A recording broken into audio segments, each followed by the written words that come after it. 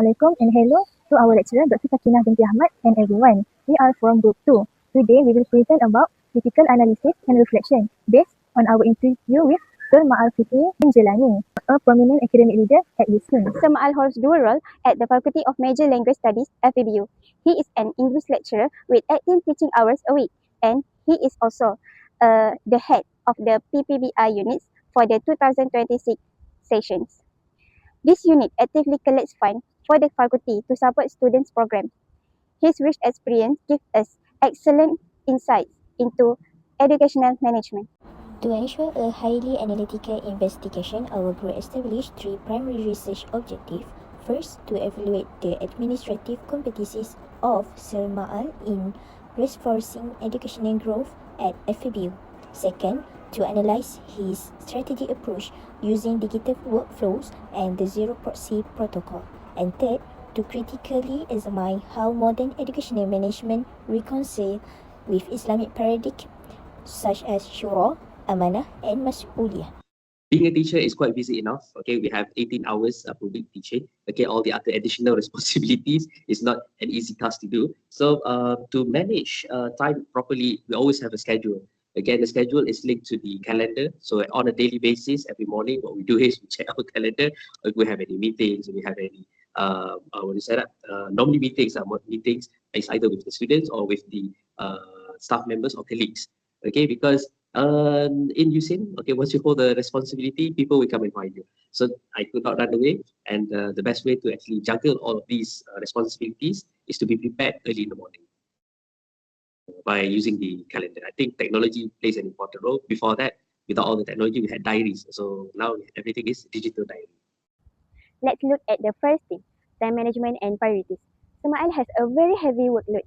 To balance his active teaching hours and his duties as head of PPBI, he used a digital calendar every morning to plan his tasks and meetings.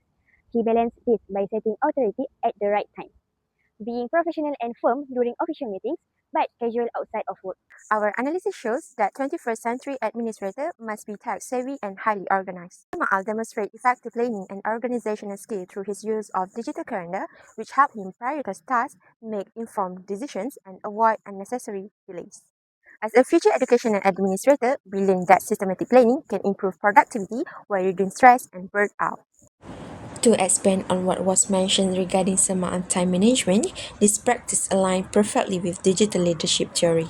According to collaborators Anastasopoulos and Kabota 2025, digital management is not just about using gadgets, but systematically integrating technology to prevent administrative burnout.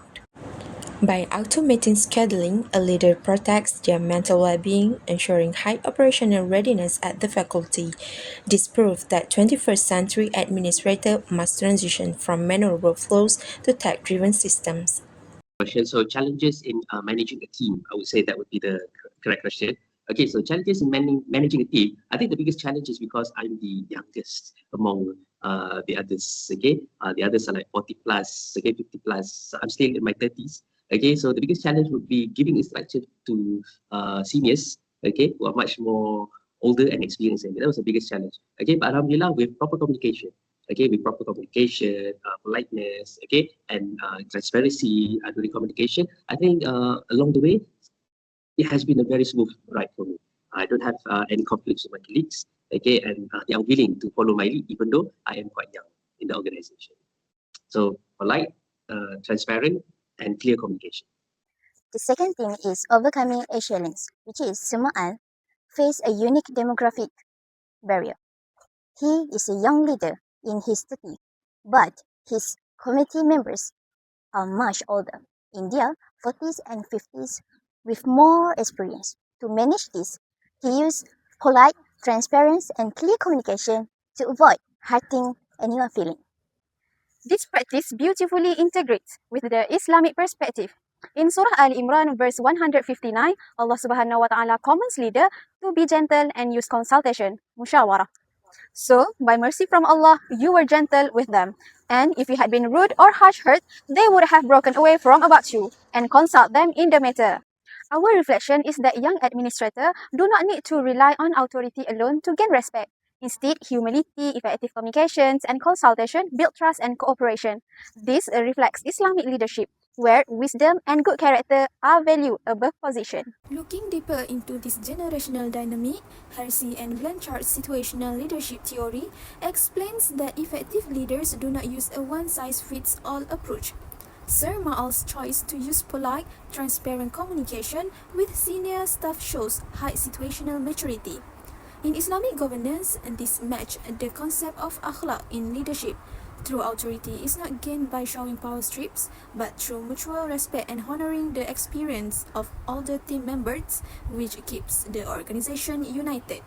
All right, so it's very challenging because different leaders have different approach. For me, I would prefer the face-to-face approach. Okay, the face-to-face approach. Let's say somebody is giving trouble, or let's say someone is not giving their cooperation. My approach is not to use a proxy, meaning I don't use a mediator, a third person. I'll just go directly to the person. Okay, and then I'll ask, okay, these are the responsibilities that were given. Okay, but I know why can't you run the responsibility, or why can't you execute the responsibility? So I get a fair explanation, and then after receiving the explanation, then we find a middle ground. Okay, a middle ground where I could agree and the the other party could agree, and then we can run the project or run the activity or run the responsibilities as we given. It's always good to solve the problem face to face and find a middle ground, something that both parties could agree upon and move on. The third theme is conflict resolution. When staff or students show resistance, Sema used 100% face-to-face direct to approach. He never used middleman or a proxy. As an acceptance type of leader, he listened to both sides fairly to find a middle ground and keep harmony. This action strongly reflects the Islamic values of justice, al-adl and al-amanah. By listening to both parties before making decisions, Sema practice fairness and accountability. As future administrator, we should verify information, avoid making assumptions, and resolve conflict professionally. This zero proxy protocol can also be critically analyzed through Rahim's 2002 Organizational Conflict Management Theory.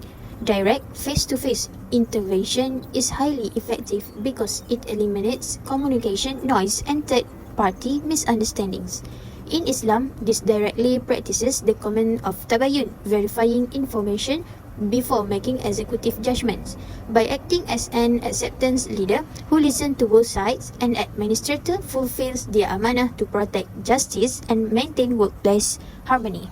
I think this comes back to the mindset. Okay, some students are very competitive. Okay, when they go to tournament, they want to win. Okay, but for me, I have a different mindset. When I go for competition, it seems like something that I like. I go there to have fun.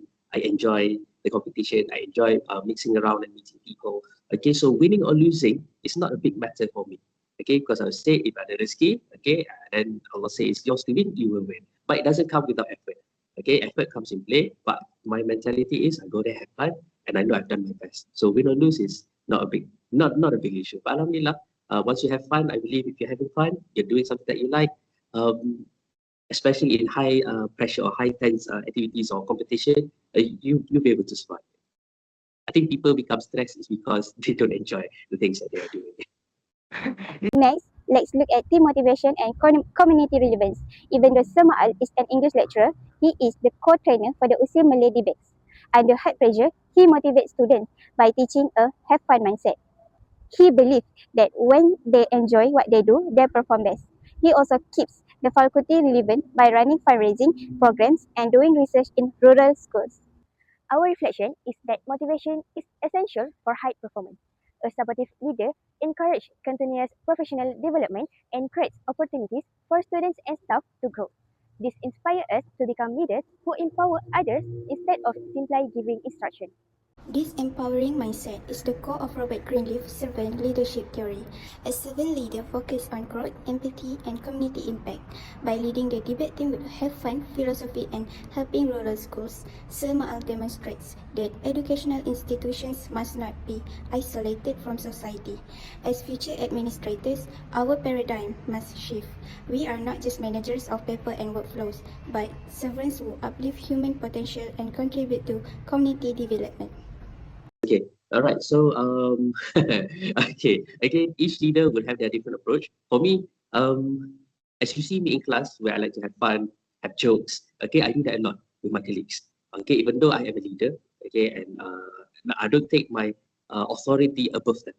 Okay, so I don't put myself above anyone. I treat them as equal. But when it comes to responsibilities in the PPBI itself, okay, I am answerable. So I have no choice but certain parts of a discussion or certain parts of a team meeting.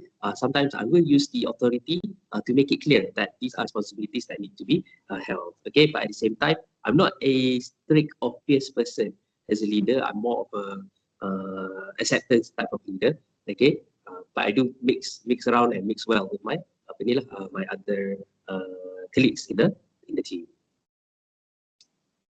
Very strategic. Just to be simple, there's no power trip. Finally, let's touch on well-being and burnout.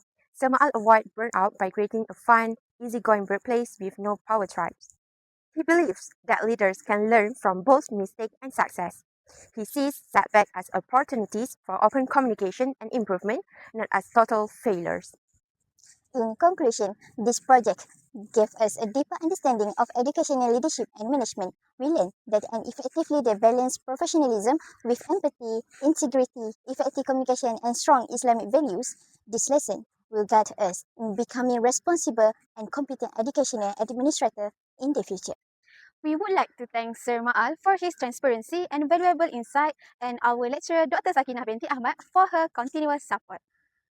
We hope this reflection will guide us to become excellent, responsible administrators in the future. That's all from Group 2. Makes it hard.